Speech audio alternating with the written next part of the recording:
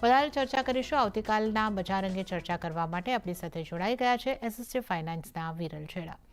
વિરલજી, સ્વાગત છે આપનું સીએનબીસી બજાર પર. અને વીકલી એક્સપાયરીને દિવસે આપણે જોયું કે દબાણ યથાવત રહેતું દેખાયું અને 23,600ની નીચે જ ક્લોઝિંગ થતું દેખાયું છે.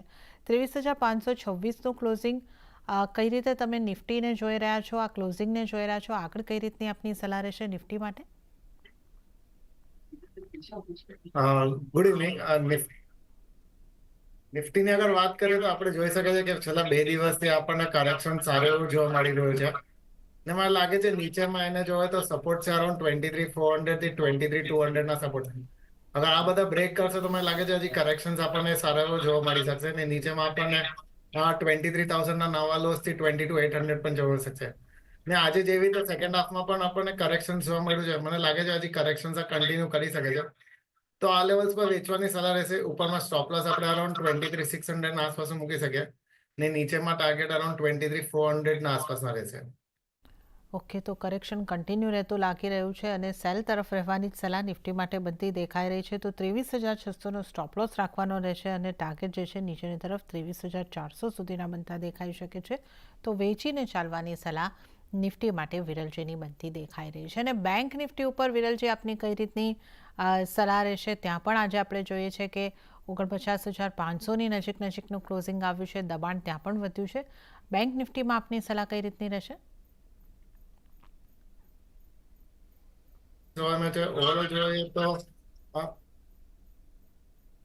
બેંક નિફ્ટી આપણે જોઈએ તો ઓવરઓલ સારું આપણને કરેક્શન જોઈએ તો નિફ્ટીને આઉટ પરફોર્મ કરી રહ્યો છે. અને એમાં જે હિસાબે કરેક્શન ચાલે છે લાગી રહ્યું છે એમાં હજી કરેક્શન આપણને કન્ટિન્યુ જોવા મળી શકશે.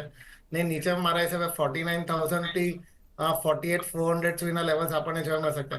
તો એવરી રાઇઝ અહીંયાથી આવે તો મારા હિસાબે સેલ ઓન રાઇઝ કહીને આપણે ચાલી શકીએ. ઉપરમાં જોઈએ તો અરાઉન્ડ 50,000 થી 50,200 ના એને રેઝિસ્ટન્સ છે. આ બધા ક્રોસ કરે છે તો ઉપરમાં આપણને હજી અપસાઇડ મુવમેન્ટ જોવા મળી શકે. નહીં તો લાગે છે અહીંયાથી હજી ડાઉનસાઇડ આપણને જોવા મળી શકે. તો મારા હિસાબે આ લેવલ્સ ને તો અહીંયાથી અપસાઇડ આવે તો આપણે વેચીને ચાલી શકે છે. 50,000 ના સ્ટોપ લોસ થી નીચેમાં ટાર્ગેટ્સ અરાઉન્ડ 49,000 થી 48,800 ના રહેશે. ઓકે, તો બેંક નિફ્ટીમાં પણ વેચીને ચાલવાની સલાહ અહીં આગળથી વિરલજીની બનતી દેખાઈ રહી છે. 50,000ના સ્ટોપ લોસ અહીં આગળથી રાખવાના રહેશે અને નીચેની તરફ 49,000 સુધીના સ્તર પણ આપણને દેખાઈ શકે છે. તો નિફ્ટી, બેંક નિફ્ટી ઉપર વિરલજીની સલાહ સેલ ઓન રાઇઝની બનતી અહીં આગળથી દેખાઈ રહી છે.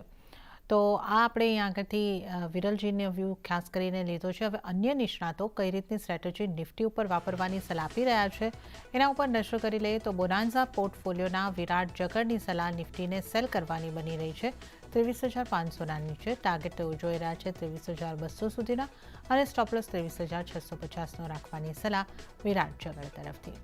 ત્યારે જ આપણે જોઈએ નિર્મલ બંક સિક્યોરિટીઝના નીરવ છેડાની સ્ટ્રેટેજી પર. એમણે પણ નિફ્ટી ફ્યુચરને સેલ કરવાની સલાહ આપી છે. ટાર્ગેટ તેઓ જોઈ રહ્યા છે 23,230નો અને સ્ટોપલોસ 23,850નો રાખવાની સલાહ નીરવ છેડા તરફથી બનતી દેખાઈ રહી છે.